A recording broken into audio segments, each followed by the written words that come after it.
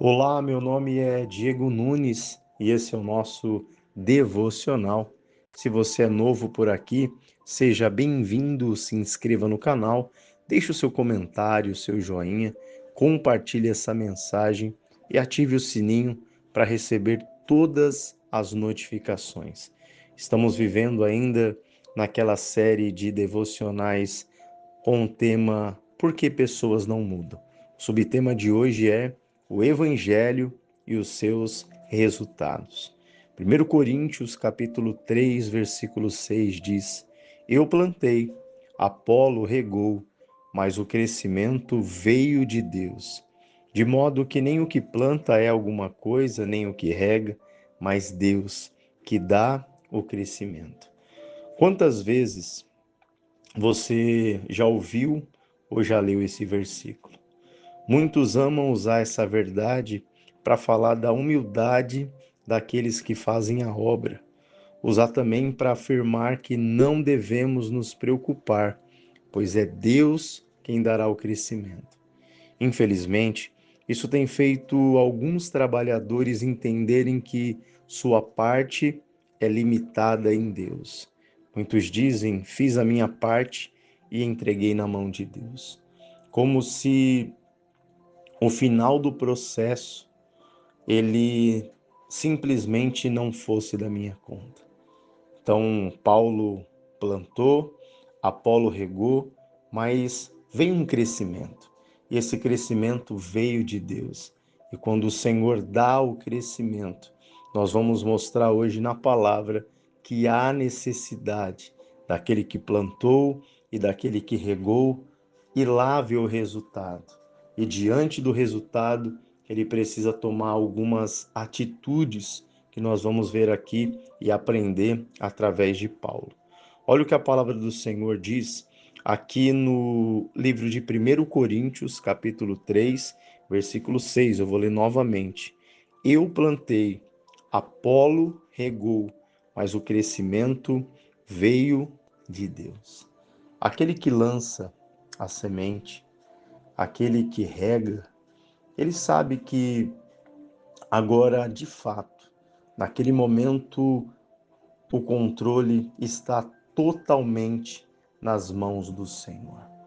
Mas depois daquela semente germinar e ela romper a terra e sair da terra, começar a crescer e começar a dar frutos, a necessidade daquele que plantou e regou colher, a necessidade daquele que plantou e regou fazer a manutenção daquela árvore, limpar aquela árvore.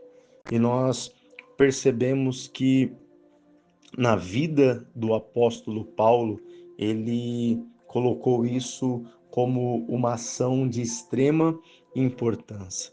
Paulo, depois de ser apedrejado e fazer o caminho de volta, como nós vimos no último devocional, e esse caminho de volta não é nem de longe um caminho de desistência. Paulo não volta para descansar, Paulo não volta para dar um tempo, ele volta para as cidades que ele sofreu perseguição justamente para poder ver o resultado que havia tido na vida daquelas pessoas que Paulo anunciara o evangelho. E o Paulo sabia que muitos tinham florescido, mas agora a necessidade de voltar e ver um por um como eles estavam.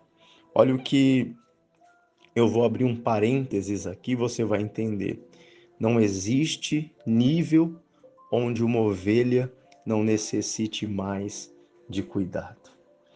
Tanto a ovelha que está sendo cuidada por um pastor, tanto como um pastor que também é uma ovelha. Não há nível, eu nunca vou chegar num nível onde eu vou dizer, olha, agora eu consigo me cuidar sozinho. Agora eu não preciso mais de ninguém. Eu preciso. Você precisa. Por isso que a palavra do Senhor diz que nos últimos tempos seriam difíceis, mas que nós deveríamos encorajar uns aos outros.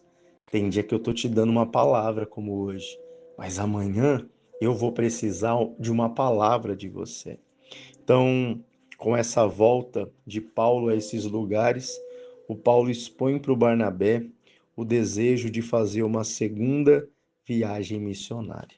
O que nós vemos aqui no livro de Atos, no capítulo 15 e versículo 36.